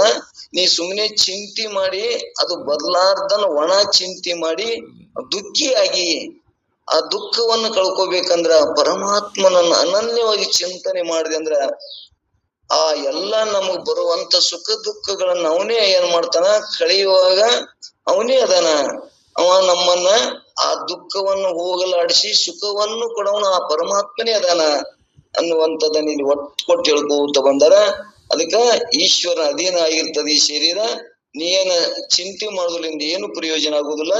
ಒಣ ಚಿಂತೆ ಮಾಡಿಬೇಡ, ಅದೇ ಚಿಂತನೆ ಮಾಡು. ಪರಮಾತ್ಮನ ಚಿಂತನೆ ಮಾಡಿದೆ ಅಂದ್ರ ಈ ಭವ ದುಃಖಗಳನ್ನ ಅನುಭವಿಸುವಂತ ಪರಮಾತ್ಮನ ಜ್ಞಾನ ಮಾಡ್ಕೊತ ನಿನ್ಗ ಮುಕ್ತನಾಗ್ಲಕ್ ಒಂದು ಒಳ್ಳೆ ಅವಕಾಶದ ಈ ಮನುಷ್ಯ ಜನ್ಮ. ಇದನ್ನ ಏನ ಮಾಡಿ ನೀ ಕಳ್ಕೋಬೇಡ, ವ್ಯರ್ಥ ಹಾಳು ಮಾಡ್ಕೋಬೇಡ ಅನ್ನುವಂಥದ್ದನ್ನ ಒಣ ಚಿಂತೆ ಮಾಡಿ ದುಃಖಿಯಾಗಿ ಕಾಲ್ ಕಳೆಯಬೇಡ ಅನ್ನುವಂಥದ್ದನ್ನ ಇಲ್ಲಿ ನಮಗ್ ಒತ್ತು ಕೊಟ್ಟು ತಿಳ್ಕೊತ ಬಂದಾರ. ಇಲ್ಲಿ ಒಟ್ಟಾರೆ ಏನಾಯ್ತು ಅಂದ್ರ ಆ ತನುಭೋಗ ನಿಖರದಂತಿವುದು ಸಹಿತಿರೋ ನೀನು ಘನಶಂಭುಲಿಂಗ ಆಧೀನನಾಗಿ ಅಂದ್ರ ಪರಮಾತ್ಮನ ಆಧೀನನಾಗಿ ಅವನ ಮ್ಯಾಗ ನನ್ನೊಳಗ ಅವನನ್ನ ಪ್ರತಿಷ್ಠಾಪನೆ ಮಾಡಿ ನನ್ನೊಳಗ ಭಗವಂತದನಂತ ನಿಶ್ಚಯ ಮಾಡಿ ನಾ ಎಲ್ಲದನ್ನು ಕೂಡ ಅವನೇ, ನನ್ನ ಕರ್ಕೊಂಡು ಬಂದವನು ಅವನೇ, ನನ್ನ ಸುಖ ದುಃಖ ಕೊಡವನು ಅವನ್ ತಪ್ಪಲ್ಲ, ನನ್ನ ಪಾಪಾದಿನ ಮ್ಯಾಗ ಅವನ್ ಕೊಡ್ತಾನ. ನಾ ಅವನನ್ನ ಆಶ್ರಯ ಮಾಡ್ಕೊಂಡಿದ್ರ ಅವು ಪಾಪಗಳು ನಮ್ಮ ನೋವು ಆಗಲಾರಂಗ ಅವನು ಚಿಂತೆ ಮಾಡ್ದೇವಂದ್ರ, ಅವನ್ ಚಿಂತನ ಮಾಡ್ದೇವಂದ್ರ ಆ ಭಗವಂತನ ಚಿಂತನೆ ನಮ್ಮನ್ನೇನು ಮಾಡ್ತದ, ಆ ಪಾಪಗಳಿಂದ ಮುಕ್ತನಾಗಿ ಮಾಡಿ ಮೋಕ್ಷವಂದ್ರ ದುಃಖದಿಂದ ನಿವೃತ್ತಿ. ಹುಟ್ಟು ಸಾವನೇ ದುಃಖ. ಇದು ಎಲ್ಲದಕ್ಕಿಂತ ಮಹಾ ದುಃಖ ಯಾವುದು? ಹುಟ್ಟುದು ಸಾವುದು. ಇವು ಎಲ್ಲಾ ಸಣ್ಣ ದುಃಖಗಳಿವು. ಹಸಿವ ತೃಷ ಇವು ಎಲ್ಲಾ ಏಟ್ರಪ್ಪ ಅಂದ್ರೆ ಸಣ್ಣ ದುಃಖಗಳು. ಈ ರೋಗ ರುಜಿನ ಇವು ಬರ್ತಾವು ಹೊಕ್ಕವು. ಆದರೆ ದುಃಖ ಅಂದ್ರೆ ಯಾವ್ದಪ್ಪ ಅಂದ್ರ ಈ ಹುಟ್ಟು ಸಾವುದೇ ಸಂಸಾರ ಮಹಾ ದುಃಖ. ಈ ಸಂಸಾರ ದುಃಖದಿಂದ, ಹುಟ್ಟು ಸಾವು ದುಃಖದಿಂದ ಪರಮಾತ್ಮನೇ ಪಾರ ಮಾಡ್ತಾನ. ಅವನು ಬಿಟ್ರೆ ನನಗೆ ಯಾರು ಮಾಡುವುದಿಲ್ಲ ಅನ್ನುವಂಥದನ್ನ ನಿಶ್ಚಯ ಮಾಡಿ ಆ ಸದ್ಗುರುನಾಥನೇ ಪರಮಾತ್ಮ ಸ್ವರೂಪದನ. ಯಾರು? ಗುರುವೇ ಬ್ರಹ್ಮ, ಗುರುವೇ ವಿಷ್ಣು ಅದನ, ಗುರುವೇ ಮಹೇಶ್ವರ ಅದನ. ಗುರು ಸಾಕ್ಷಾತ್ ಪರಮಾತ್ಮ ಸ್ವರೂಪನೇ ಗುರು ರೂಪದಿಂದ ಬಂದು ನನ್ನಲ್ಲಿರುವಂತ ಈ ಅಜ್ಞಾನವನ್ನ ಕಳೆದು ಈ ಹುಟ್ಟು ಸಾವು ದುಃಖದಿಂದ ನನ್ನನ್ನ ಪಾರ ಮಾಡ್ತಾನ ಅನ್ನುವಂಥದನ್ನ ಇಲ್ಲಿ ಚಿಂತಿಸಿದಿರು. ಬರುವ ಸುಖ ದುಃಖದೊಳಗೆ ಚಿಂತೆ ಮಾಡದೆ ಆ ಪರಮಾತ್ಮನನ್ನ ಚಿಂತನ ಮಾಡಿದೆ ಅಂದ್ರ ನಿನ್ನ ಈ ಬಹು ಸಂಸಾರ ದುಃಖದಿಂದ ಪಾರು ಮಾಡ್ತಾನ ಅನ್ನುವಂಥದ್ದನ್ನ ಇಲ್ಲಿ ನೀತಿ ಕ್ರಿಯಾ ಸ್ಥಳದೊಳಗೆ ಬಹಳ ಚಿಂತಿಸಿದಿರು. ಸುಖ ದುಃಖದೆಡೆಯೋಳ್ ನೀ ನಿಂತು ಬಳಿದ ತಿಳಿದ ಬಳಿಕ ಜೀವನಿ ಅನ್ನುವಂಥದ್ದನ್ನ ಚಂದ ಹೇಳ್ಕೊತ ಬಂದಾರ. ಮತ್ತ ರೋಗಾದಿಗಳು ಬಾಧೆಗಳು ಬಂದು ತಾವಾಗೆ ನಾವು ಎಳೆಸಿದಿರಲು ನಾವ್ ಯಾರು ಬಯಸಿಲ್ಲ ಅಂದ್ರೂ ಕೂಡ ಅವು ಹೆಂಗ ನಮ್ ದುಃಖವನ್ನೇ ಉಣಿಸಿ ಹೋಗ್ತಾವು, ಹಂಗ ಎಲ್ಲರಿಗೂ ಕೂಡ ದುಃಖವನ್ನು ಉಳಿಸಿ ಹೋಗ್ತಾವ ಅನ್ನುವಂಥದನ್ನ ಇಲ್ಲಿ ನಿಶ್ಚಿಕೊಂಡು ಈ 8ನೇ ಪದ್ಯದೊಳಗ ಬಹಳ ತಿಳಿಯುವಂಗ ಸ್ಪಷ್ಟ ಹೇಳ್ಕೊತ ಬಂದಾರ. ನಮ್ಗೆ ಯಾವುದೇ ಒಂದು ಪದ್ಯ ತಿಳಿತು ಅಂದ್ರ 1,00,000 ಕೊಟ್ಟು ನಾವು ಕೇಳದೇವಂದ್ರ ಅದ್ರ ಒಂದೇ ಪದ್ಯದೊಳಗ ನಮ್ಗ ಅರ್ಥ ಆಯ್ತು ಅಂದ್ರ ನಾವು ಈ ದುಃಖದಿಂದ ಪಾರಾಗಿ ಬಿಡ್ತೇವೆ. ಈ ದುಃಖ ಎದಕ್ಕಕ್ಕವಂದ್ರ ಈ ಶರೀರಕ್ಕ ಪ್ರಾರಬ್ಧವೇ ಶರೀರ. ಇದು ಏನೈತಿಲ್ಲ ಶರೀರ ಏನಿದು ಪ್ರಾರಬ್ಧ. ಪ್ರಾರಬ್ಧವನ್ನದು ಭೋಗಿಸಿ ಹೋಗ್ಬೇಕು. ನೀ ಯಾರೇ ಇರು, ಶ್ರೀಮಂತರಿರು ಶಾಣೆಯರಿರು ದಡ್ಡ ಯಾವ ಸಂಬಂಧ ಪಡುದಿಲ್ಲ. ಅದ್ರದ್ದು ಏನೈತಿ ಭೋಗ ಕೊಟ್ಟೆ ಹೋಗುದು, ಅದು ಉಣಿಸಿ ಹೋಗುದು. ಆದರೆ ಈ ಸಂಚಿತ ಕರ್ಮ ಹಿಂದೆ ತಗೊಂಡ್ಕೊಂಡು ಬಂದಂತವನ್ನ ಇಲ್ಲಿ ಭೋಗಿಸಿ ಹೋಗ್ಬೇಕು. ಇಲ್ಲಿ ಬಂದಿಂದ ನೋಡು ಇಂಥ ಕರ್ಮ ಇಲ್ಲಿ ನಮಗೆ ಸಂಚಿತ ಆಗಾಮಿ ಅಂದ್ರೆ ಕ್ರಿಯಾಮಾಣ ಕರ್ಮ ಮತ್ತು ಪ್ರಾರಬ್ಧ ಕರ್ಮ ಅನ್ನುವಂಥದ್ದನ್ನ ಈ ಕ್ರಿಯಾಮಾಣ ಕರ್ಮದೊಳಗ ಈ ಸದ್ದ ನಾವು ಕ್ರಿಯೆ ಮಾಡಕತ್ತೇವ್ ನೋಡು, ಹಿಂದಿಂದನ್ನ ತೆಗೆದುಕೊಂಡು ಬಂದು ಈಗ ನಾವು ಅದನ್ನ ಭೋಗ ಮಾಡಕತ್ತೇವ್, ಕ್ರಿಯಾ ಮಾಡಕತ್ತೇವಲ್ಲ. ಕ್ರಿಯಾದಾಗ ಬಹಳ ಕೆಲಸ ಅದ. ಪ್ರಾರಬ್ಧಕ್ಕೂ ನಾವು ಬಹಳ ಚಿಂತೆ ಮಾಡಬಾರ್ದು. ಅದು ಏನಾಗ್ತದ ಭೋಗಿಸಿ ಹೋಗ್ತದ. ಹಿಂದ ಮಾಡಿದಕ್ಕೂ ಚಿಂತೆ ಮಾಡಬಾರ್ದು. ಹೋಗ್ಯದ ಅದು ಕಾಲ ಬರುದಿಲ್ಲ. ಈಗ ರೈಲ್ವೆ ಹೋಗ್ಯದ, ನಾವ್ ಟಿಕೆಟ್ ತಕೊಂಡಿದ್ದೇವೆ, ಹೋಗ್ಯದ, ಹೋದ್ರ ನಾವ್ ಏನು ಚಿಂತೆ ಮಾಡಕ್ ಬರಂಗಿಲ್ಲ. ಆಯ್ತಪ್ಪ ಅಂತ ಹೇಳ್ಬಿಟ್ಟು ನಾಳೆಗೆ ಹೋಗುದು ಒಂದೇ ವಿಚಾರ ಮಾಡೋದಲ್ಲಿ. ಇಲ್ಲಿ ನಾವು ಹಿಂದ ಮಾಡಿ ಏನೋ ಮಾಡಿ ಬಂದೇವಿ. ಈ ಬಂದಿಂದ ಒಂದ್ ಕಡೆ ಒಂದು ವಿಚಾರ ಪಂಚೀಕರಣ ಒಂದ್ ಕತೆ ಹೇಳ್ಯಾರ. ಏನ್ ಹೇಳ್ಯಾರಪ್ಪ ಅಂದ್ರ ಒಬ್ಬವ ಹಿಂಗ ಗಿಡದ ಬುಡಕ ಕೂತಿದ್ನಂತ. ಗಿಡಕ್ಕಿದ್ ಬಿದ್ದಾಗ ಒಂದು ಮ್ಯಾಗ್ ಪಕ್ಷಿ ಒಂದಿಷ್ಟು ಹೊಲಸು ಮಾಡ್ದಂತ. ಹೊಲಸು ನಾವು ಏನ್ ಮಾಡ್ಬೇಕಂದ್ರ ಹೊಲಸು ಮಾಡಿದ ಅದು ಏನು ಮಾಡಕ್ ಬರುದಿಲ್ಲ. ಅದು ಹಾರಿ ಹೋಗ್ಯ ಪಕ್ಷಿ, ಅದು ಏನು ಮಾಡಕ್ ಬರಂಗಿಲ್ಲ. ಅದನ್ನ ಏನ್ ಮಾಡ್ಬೇಕಂದ್ರ ನಾವು ತೊಳ್ಕೋಬೇಕು. ಇಟ್ಟೆ ಅದ್ರ ಕೆಲ್ಸ. ತೊಳ್ಕೊಳ್ಳಾರದೆ ಯಾವ ಟೈಮಕ್ ಬಿತ್ತು, ಯಾವ ಪಕ್ಷಿದೈತಿ, ಅದು ಯಾಕೆ ಬಿತ್ತು ಅಂತೇಳಿ ಚಿಂತೆ ಮಾಡ್ಕೊತ ಕೂತ್ರ ಅದು ಏನು ಬರುದಿಲ್ಲ. ಅದು ವ್ಯರ್ಥ ಆಗ್ತದ. ಅದನ್ನ ಏನ್ ಮಾಡ್ಬೇಕಂದ್ರ ತೊಳ್ಕೊಳ್ಳೋದು ಒಂದೇ ಕೆಲಸ ಮಾಡೋದು. ಅಂದ್ರ ತುಳ್ಕೊಳ್ಳೋದಂದ್ರೆ ಏನು, ಈಗ ನಾವ್ ಹೆಂಗೋ ಏನೋ ಪಾಪರ ಮಾಡ್ಲಿ ಪುಣ್ಯರ ಮಾಡ್ಲಿ ಹೆಂಗೋ ಮಾಡ್ಲಿ ನಾವ್ ಈಗ ಹುಟ್ಟಿ ಬಂದೇವೆ. ಈಗ ಹುಟ್ಟಿ ಬಂದೇವಂದ್ರ ಅದನ್ನ ನಾವ್ ಏನಾಗಿದೆ ಆ ಪ್ರಾರಬ್ಧವನ್ನು ಭೋಗ ಮಾಡಿ ಹೋಗ್ಬೇಕು. ಅದೇನು ಮಾಡಕ್ ಬರಂಗಿಲ್ಲ. ಆದ್ರ ಇಂಥ ಸತ್ಸಂಗದೊಳಗ್ ಬಂದೇವಂದ್ರ, ಗುರುವಿಗೆ ನಾವು ಅನನ್ಯವಾಗಿ ನಂಬುದೇವಂದ್ರ, ಶರಣಾಗತನಾದೇವಂದ್ರ ಅವ ಏನ್ ಮಾಡ್ತಾನ, ಆ ಪ್ರಾರಬ್ಧವನ್ನ ಸಾಕ್ಷಿಯಾಗಿ ನೋಡುವಂತ ಸಾಕ್ಷಿ ಜ್ಞಾನ ಮಾಡಿ ಕೊಡ್ತಾನ. ಆ ಪ್ರಾರಬ್ಧ ಆಗ್ತದ. ದೇಹನೇ ನಾನು ಬ್ಯಾರೆ ಇದೀನಿ, ದೇಹ ನಾನಲ್ಲ, ದೇಹಕ್ಕೆ ನೀನು ಸಾಕ್ಷಿ ಅದಿ. ದೇಹ ನಿನ್ನ ಆತ್ಮನ ಸತ್ತದಾಗ ಅದು ಕಾರ್ಯ ಮಾಡ್ತದ. ನಾನೇ ಬ್ಯಾರೆ, ದೇಹನೇ ಬ್ಯಾರೆ. ನಾನು ಆತ್ಮ ಹೆಂಗದೀನಿ, ಸಾಕ್ಷಿ ಅದೀನಿ. ಇದನ್ನ ಈ ನಾ ಸಾಕ್ಷಿ ಅಂದ್ರೆ ಹೆಂಗ ಅನ್ನುವಂಥದ್ದು ನಮ್ಗಿನ್ನ ಗೊತ್ತಾಗುದಿಲ್ಲ. ಸಾಕ್ಷಿ ಇದೀನಿ, ಈ ದೇಹ ನನ್ನ ಅಧೀನದಾಗ ಕಾರ್ಯ ಮಾಡ್ತದ. ಈ ಶರೀರಕ್ಕ ಇದಕ್ಕ ಏನೈತಪ್ಪ ಅಂದ್ರ ಸ್ವಂತ ಇಂದ್ರಿಯಗಳಿಗಾಗ್ಲಿ ಶರೀರಕ್ಕಾಗ್ಲಿ ಸ್ವಂತ ಅಸ್ತಿತ್ವ ಇಲ್ಲ ಅವಕ್ಕ. ಅವು ಏನು ಕಾರ್ಯ ಮಾಡಕ್ಕೆ ಬರುದಿಲ್ಲ. ಅವು ಯಾರ ಸತ್ತ ತಗೊಂಡು ಕಾರ್ಯ ಮಾಡ್ತಾವ ಅಂದ್ರ ನನ್ನ ಸತ್ತ, ನಾನಂದ್ರ ಆತ್ಮ, ನನ್ನ ಸತ್ತ ತಗೊಂಡ್ ಇವು ಕಾರ್ಯ ಮಾಡ್ತಾವ, ಚಲಿಸ್ತಾವ, ಕಾರ್ಯ ಮಾಡ್ತಾವ. ಹೆಂಗ್ರಿ ಅಂದ್ರ ಒಂದ್ ದೃಷ್ಟಾಂತ ಹೇಳ್ತಾರ ನೋಡು. ಒಂದು ಸೂಜಿಗಲ್ಲಿ ಅದ, ಇವು ಸೂಜಿಗಳು ಜಡ ಅದಾವ, ಸೂಜಿಗಲ್ಲದ ಚೇತನ ಅದ. ಯಾಕಂದ್ರ ಆ ಸೂಜಿಯನ್ನು ಚಲಿಸ್ತಾವ ನೋಡವ. ಒಂದು ಸೂಜಿ ಅದಕ್ ಹತ್ತು ಅಂದ್ರ ಒಂದಕ್ಕೊಂದು 10 ಸೂಜಿ ಹತ್ತಾವ. ಅವು ಜಡ ಹೆಂಗ ಹತ್ತತಾವ ಅಂದ್ರ ಸತ್ತ ಯಾರದಲ್ಲಿ ಸೂಜಿಗಲ್ಲಿನ ಸತ್ತ ಅದ. ದೃಷ್ಟಾಂತದಾಗ ಹೆಂಗ ಅವು ಎಲ್ಲಾ ಸೂಜಿಗಳು ಚಲಿಸ್ತಾವ, ಹಂಗ ಇಲ್ಲಿ ದೇಹದೊಳಗೆ ಯಾರದಾರ ಅಂದ್ರ ಆತ್ಮ ಅದಾನ. ಆತ್ಮ ಅಂದ್ರ ಅದು ಸೂಜಿಗಲ್ಲ ಅದ್ದಂಗ. ಆ ಸೂಜಿಗಲ್ಲನ್ನ ಸತ್ತ ತಗೊಂಡು ಇವು ಎಲ್ಲವೂ ಯಾವುವು ಇಂದ್ರಿಗಳು, ಜ್ಞಾನೇಂದ್ರಿಯವು, ಕರ್ಮೇಂದ್ರಿಗಳು ಮತ್ತು ಅಂತಃಕರಣಗಳು, ಇವು ಎಲ್ಲವೂ ಕೂಡ ಯಾರು ಸತ್ತ ತಗೊಂಡು ಕಾರ್ಯ ಮಾಡ್ತಾವ ಅಂದ್ರ ಆತ್ಮನ ಸತ್ತ ತಗೊಂಡು ಕಾರ್ಯ ಮಾಡ್ತಾವ. ಅವ್ರ ಏನದಾವು ಜಡ ಅದಾವು. ಅವು ಹೆಂಗದವು ತೋರಿ ಅಡಗುವಂತವದವು. ಅವು ವಿಚಾರ ಮಾಡಿದ್ರ ಅವು ಇಲ್ಲದಂತ ಅಜ್ಞಾನದ ಕಾರ್ಯ ನಮ್ಮಲ್ಲಿ ಅದಾವು. ಅವು ಇಲ್ಲಾರ್ದ ನಂಗ್ ನಮ್ ಗಟ್ಟಿ ಮಾಡ್ಯಾವು. ಯಾವ ಆತ್ಮನ ಸತ್ತ ತಗೊಂಡು ಕಾರ್ಯ ಮಾಡಿದ್ರ ಆತ್ಮನನ್ನೇ ಮರಿಸ್ಯಾವ. ಮರಿಸಿ ನಾನೇ ಮಾಡ್ತೀನಿ, ಈ ನಾನೇ ಉಂಡ್ಯ, ನಾನೇ ನೋಡ್ದ್ಯ, ನಾನೇ ಮಾಡ್ದ್ಯ, ನಾನೇ ಮಕ್ಳು ಹಡ್ದ್ಯ, ಇವು ಎಲ್ಲವೂ ಹೆಂಗ್ ಮಾಡ್ಯಾವಂದ್ರ ಅಜ್ಞಾನದ ಕಾರ್ಯಗಳು, ಈ ಜಡ ಪದಾರ್ಥಗಳು ಇವು ಸತ್ಯ ಅಂತ ನಮ್ಗೆಲ್ಲರಿಗೂ ಗಟ್ಟಿ ಮಾಡ್ಯಾವ. ನೋಡಿ, ಇದೇ ಅಜ್ಞಾನ. ಆ ಸೂಜಿಗಲ್ಲಿನ ವಿಚಾರ ಮಾಡಿದರೆ ಸೂಜಿ ಜಡ ಅದ, ಅದಕ್ಕೇನು ಚಲಿಸುವಂತ ಶಕ್ತಿನೇ ಇಲ್ಲ. ಆದ್ರೂ ಆ ಸೂಜಿಗಳಿಗೆ ಹತ್ತುಗೋತು ಅಂದ್ರೆ ಅದು ಹೆಂಗ್ ಚಲಿಸ್ತದ, ಹಂಗ ಈ ದೇಹ ಒಂದೇಳೆ ಈ ಶರೀರದೊಳಗ ಬಿದ್ದು ಅನ್ನಂದ್ರ ಇವು ಎಲ್ಲ ಇಂದ್ರಿಗಳು, ಎಲ್ಲವ ಪ್ರಾಣಗಳು, ಪಂಚ ಪ್ರಾಣದವಂತೀವಿ, ಮತ್ತ ಅನೇಕ ಈ ಜಲದ ತತ್ವಗಳು ಅದಾವಂತೀವಿ, ವಾಯು ತತ್ವಗಳು, ಅಗ್ನಿ ತತ್ವಗಳು ಎಲ್ಲ ಅದಾವ. ಅಂದ್ರು ಕೂಡ ಅವು ಏನಾಗ್ಬಿಡ್ತಾವ, ಒಂದ್ ಆತ್ಮನ ಕಳ್ಕೊಂಡ್ ಬಿಟ್ಟು ಅಂದ್ರ ಆತ್ಮ ಹೊರಗ್ ಬಂದಂದ್ರ ಇವು ಎಲ್ಲಾ ಏನಾಗ್ಬಿಡ್ತಾವ, ಬಿದ್ದು ಹೋಗ್ಬಿಡ್ತಾವ. ಜಡನೆ ಹೆಣ ಹೆಂಗೈತಿ ಮಂದಿ ತೂರ್ತದ, ಕಣ್ಣಿಗೆ ಅಂದ್ರ ಅದ್ರೊಳಗೆ ಏನ್ರ ಚೇತನ ಅದಂದ್ರ ಇಲ್ಲ. ಇವತ್ತು ಅದು ಚೇತನದನ್ನ ಕಡೆಯಾಕಾಗ್ಯದ. ಅವಕ್ಕ ಲಿಂಕ್ ತಪ್ತು ಅಂದ್ರ ಅದು ಹೆಂಗ್ ಶರೀರ ಜಡ ಆಗಿ ಬೀಳ್ತದ, ಹಂಗ ಆತ್ಮನ ಸತ್ತ ತಗೊಂಡು ಇವು ಕಾರ್ಯ ಮಾಡ್ತಾವು. ಇನ್ ನಾನೇ ಬೇರೆ, ಶರೀರವೇ ಬೇರೆ, ಶರೀರಕ್ಕೆ ಸಂಬಂಧಪಟ್ಟು ಇಂದ್ರಿಯಗಳೇ ಬೇರೆ ಅನ್ನುವಂಥದ್ದನ್ನ ನಮಗ್ ಗಟ್ಟಿ ಆಗುತ್ತಾನು ಕೂಡ ಇದು ಸತ್ಸಂಗ ಮಾಡ್ಬೇಕು.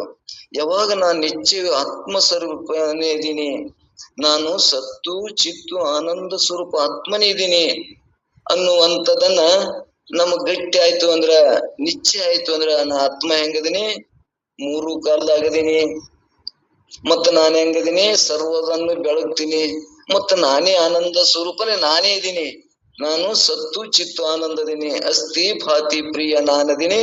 ಇವು ಏನದಾವಲ್ಲ ಶರೀರ ನಾಮ ರೂಪಗಳು ಮಿಥ್ಯ ಅದಾವು ಅನ್ನುವಂಥದ್ದನ್ನ ನಿಜಗುಂಡ್ರು ಕೂಡ ಜ್ಞಾನ ಪ್ರತಿಪಾದಿಸ್ತರದಾಗೂ ಬಹಳ ಚಂದ ಹೇಳ್ಕೊತ ಬಂದಾರ. ಏನ್ ಹೇಳ್ಕೊತ ಬಂದಾರಂದ್ರ, ಗುರುವೇ ನಿಮ್ಮಯ ಕರುಣದಿರುವ ನರಿತು ನಾನು ನಿತ್ಯ ಸುಖಿಯಾದೆ ಅಂತೇಳಿ ಅವ್ರು ಹೇಳ್ಕೊತ ಬಂದಾರ.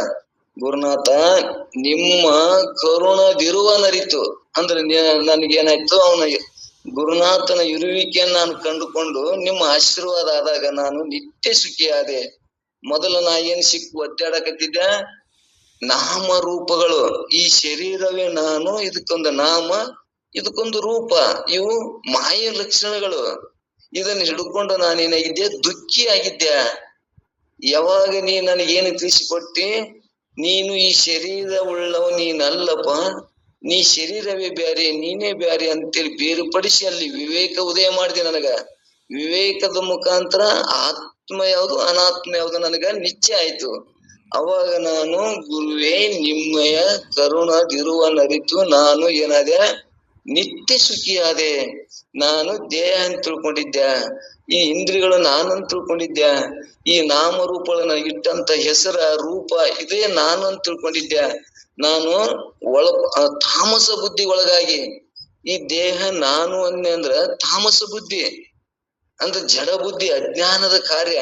ಅಂತ ಒಳಗ ಸಿಕ್ಕು ದೇಹ ನಾನು, ಇಂದ್ರಿಯಗಳ ನಾನು, ದೇಹಕ್ಕೆ ಸಂಬಂಧಪಟ್ಟ ಜಾತಿ ನಾನು.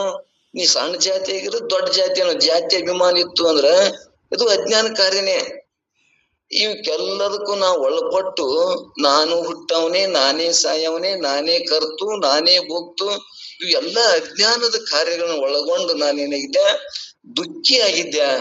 ಯಾವಾಗ ನೀ ಸದ್ಗುರುನಾಥ ನನಗೆ ಏನು ಬೋಧಿಸಿದೆ, ಗುರುವೇ ನಿಮ್ಮಯ ಕರುಣದ ಇರುವನರಿತು ನಾ ತಿಳ್ಕೊಂಡು ನಾನು ನಿತ್ಯ ಸುಖಿಯಾದೆ ಅನ್ನುವಂಥದನ್ನ ಗುರುವಿನ ಕರುಣೆ ಆಯ್ತು ಅಂದ್ರ, ಗುರುವಿನ ಆಶೀರ್ವಾದ ಆಯ್ತು ಅಂದ್ರ ಅವಾಗ ಏನಾಯ್ತಂದ್ರ ನಾನು ನಿತ್ಯ ಅಂದ್ರೆ ನಾನೇನದೀನಿ ಸತ್ತು ಅಂದ್ರೆ ಮೂರು ಕಾಲಾಗಿದ್ದವನ. ಮೂರು ಕಾಲ ಅಂದ್ರೆ ಭೂತ್ ಕಾಲ, ಭವಿಷ್ಯತ್ ಕಾಲ, ಮುಂದೆ ವರ್ತಮಾನ ಕಾಲದಾಗೂ ನಾನು ಇರುವ ನಾನು ಬಯಲು ಸ್ವರೂಪದೀನಿ, ಚೇತನ ಸ್ವರೂಪದೀನಿ. ಈ ಲೋಕ ಯಾವ ಲೋಕ, ಈ ಪೃಥ್ವಿ ಭೂಲೋಕ ಇದು ಏನಾಯ್ತಂದ್ರ ಬ್ರಹ್ಮ ಭುವನಾಲೋಕ ಪುನರಾವರ್ತಿನಿ ಅರ್ಜುನ ಅಂತ ಪರಮಾತ್ಮ ಅರ್ಜುನಿಗೆ ಹೇಳ್ಯಾನ. ಈ ಲೋಕನು ಕೂಡ ಚೇಂಜ್ ಆಗ್ತದಂತ, ಬದಲಾವಣೆ ಆಗ್ತದಂತ, ಪ್ರಳಯ ಆಗ್ತದಂತ. ಪ್ರಳಯ ಆದಾಗ ನಾವೆಲ್ಲರೂ ಹೋಗಿ ಬಿಡ್ತೇವೆ, ಯಾವ ಶರೀರ ಜೀವಗಳು ಎಲ್ಲಾ ಬಿದ್ದು ಹೋಗ್ತಾವ. ಆದ್ರೆ ಜ್ಞಾನಿ ಆದವ ಅವ ಮಾತ್ರ ಹೋಗುದಿಲ್ಲ, ಅವ ಮಾತ್ರ ನಾಶ ಆಗುದಿಲ್ಲ. ಅಂದ್ರೆ ಈ ಲೋಕನು ನಾಶ ಆಗ್ತದಂದ್ರೂ ಕೂಡ ಅವ ನಾಶ ಆಗುದಿಲ್ಲ. ಅಂದ್ರ ನಾನು ಮೂರು ಕಾಲದಾಗಿದ್ದಾವ ಚೇತನ ಸ್ವರೂಪ ನಾನು ಗುರ್ತಾಕದ್ರ. ಅಂದ್ರೆ ನಾ ಹಿಂದಿನ ಕಾಲದಾಗ ರಾಮ ಹರಿಶ್ಚಂದ್ರ ಕಾಲಕ್ಕೂ ನಾನಿದ್ದಾವ, ಇವತ್ತಿನ ಮೋದಿನ ಕಾಲಕ್ಕೂ ನಾನಿರವ, ನಾಳಿಗೂ ನಾನು ಇರವ. ನಾಳಿಗೆ ದೇಹ ಬಿದ್ದು ಹೋಗ್ತದೆ, ಇದ್ರು ನಾ ಚೇತನ ಇದೀನಲ್ಲ, ಆತ್ಮ ಏನಿದಲ್ಲ ನಾ ಇರವ, ನಾಳಿಗೂ ಇರವ. ಹಿಂದೂ ಇದ್ದೆ, ಹಿಂದಿ ಶರೀರ ಇದ್ದಿದ್ದಿಲ್ಲ, ಈಗ ಒಂದ್ 50 ವರ್ಷದಿಂದ ಇದ್ದಿದ್ದಿಲ್ಲ, ಈಗ ಯಾರ ಕಾಲಕ್ಕದ, ಮೋದಿ ಕಾಲಕ್ಕೆ ಇದ್ದೇ ಅದ. ಈಗ ನಾಳಿಗೆ ಇದು ಶರೀರ ಇನ್ನೊಂದ್ 10 ವರ್ಷನಾಗ, 8 ವರ್ಷನಾಗ, 1 ವರ್ಷನಾಗ ನಾಳಿಗೆ ಬಿದ್ದು ಹೋಗ್ತದ. ನಾನು ಹೋಗುವಲ್ಲ, ನಾನು ಬರೋವನು ಅಲ್ಲ, ನಾನು ಆತ್ಮ ಸ್ವರೂಪನಿದ್ದೀನಿ. ಹೋಗುದು ಬರುದು ಯಾವ್ದಂದ್ರ ಈ ಚಿರಾವಾಸ ಸೂಕ್ಷ್ಮ ಶರೀರ. ಈ ಶರೀರನು ಹೋಗುದಲ್ಲ ಬರುದಲ್ಲ, ಈ ಶರೀರನು ಕೂಡ ಬಿದ್ದುಗಳ ಇದಕ್ ಮಣ್ಣಾಗ ಕೊಟ್ಟು ಬಿಡ್ತಾರ, ಸುಟ್ಟು ಬಿಡ್ತಾರ, ಏನ್ರ ಮಾಡ್ತಾರ ಇದನ್ನ.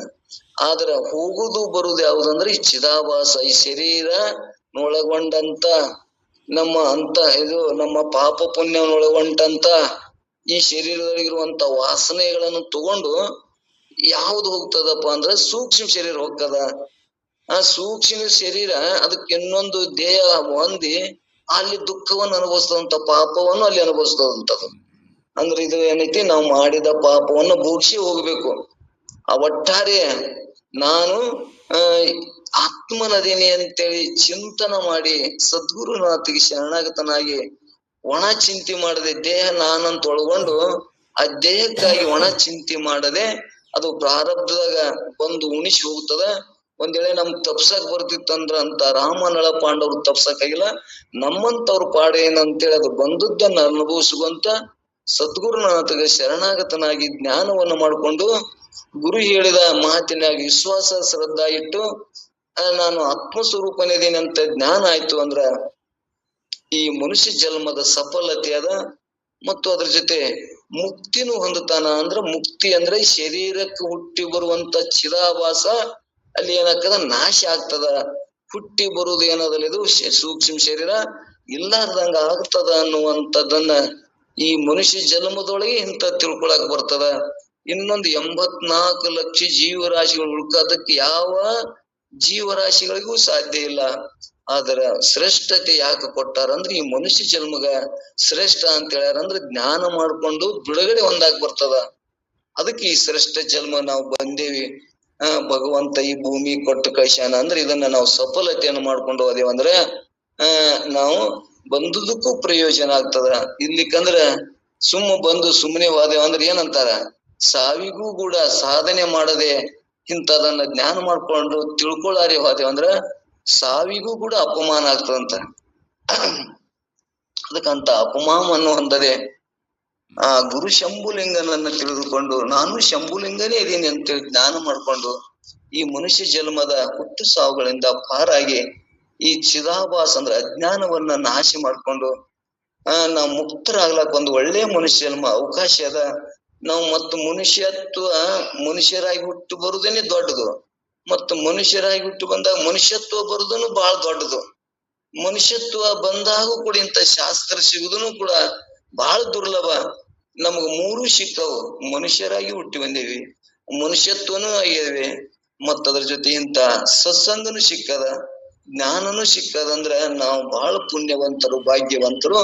ಇದು ಸಫಲತೆ ಮಾಡ್ಕೊಳ್ಳೋದು ನಮ್ಮ ಕೈಯಾಗದ ಅನ್ನುವಂಥದ್ದನ್ನ ಎರಡು ಮಾತುಗಳನ್ನ ನಿಜಗೊಂಡ್ರ ವಿರಚಿತವಾದ ಈ ಕೈವಲ್ಯ ಪದ್ಧತಿ ಒಳಗ ಚಿಂತಿಸಿದರು ಸುಖ ದುಃಖದ ಎಳೆಯಾಡುವುದು ಅನ್ನುವಂಥದ್ದನ್ನ ಚಿಂತಿಸಿದರು. ಸುಖ ದುಃಖದ ಎಳೆಯೋಳು ನೀ ನಿಂತು ತಿಳಿದ ಮೇಲೆ ಹಿಂಗ್ ನೀ ತಿಳಿದಪ್ಪ ಅಂದ್ರ ಬಳಿಕಲಿ ಜೀವನೆ ಅನ್ನುವಂಥದ್ದನ್ನ ಸುಖ ದುಃಖ ಬರ್ತಾವು ಹೋಗ್ತಾವು. ಅವ್ರ ಕಡೆ ಚಿಂತೆ ಮಾಡದೆ ಪರಮಾತ್ಮನ ಚಿಂತನ ಮಾಡಿ ಮುಕ್ತ ನಾಲ್ಕು ಬರ್ತದ ಅನ್ನುವಂತ ಉದ್ದೇಶ ಇಟ್ಕೊಂಡು ಹೇಳಿದಂತ ಉಪಕ್ರಮ ಮಾಡಿ ಉಪಸಂಹಾರವನ್ನ ಮಾಡಿ ಮುಕ್ತ ನಾಲ್ಕನ್ನು ಬರ್ತದ ಅನ್ನುವಂಥದ್ದನ್ನ ಇಲ್ಲಿ ಹೇಳ್ಕೊಂಡು ಬಂದಂತ ನಿಜಗುಣ ಆರ್ಯರಿಗೂ ರಾಮಾರೂಢರಿಗೂ ಮತ್ತು ಇದನ್ನೆಲ್ಲ ತಿಳ್ಕೊಳಕ ನಮ್ಗೆ ಆಶ್ರಯ ಕೊಟ್ಟಂತ ಪರಮಾತ್ಮ ಜಗದ್ಗುರು ಸಿದ್ಧಾರೂಢರಲ್ಲಿ ಪ್ರಾರ್ಥಿಸಿ ನನ್ನೊಂದು ಎರಡು ಮಾತುಗಳನ್ನು ಸಿದ್ಧಾರೂಢ ಕಲ್ಪಿಸಿ ಮುಕ್ತಾಯ ಮಾಡ್ತೇನೆ. ಈ ಕಾರ್ಯಕ್ರಮ ಭಾಗಿಯಾದಂತ ತಮ್ಮೆಲ್ಲ ಶರಣರಿಗೂ ಕೂಡ ಶರಣು ಶರಣಾರ್ಥಿಗಳು. ಓಂ ನಮಃ ಶಿವಾಯ. ಓಂ ನಮಃ ಶಿವಾರಿ. ಓಂ ನಮಃ ಶಿವಾರಿ. ಓಂ ನಮಃ ಶಿವಾರಿ. ಓಂ ನಮಃ ಶಿವಾರಿ.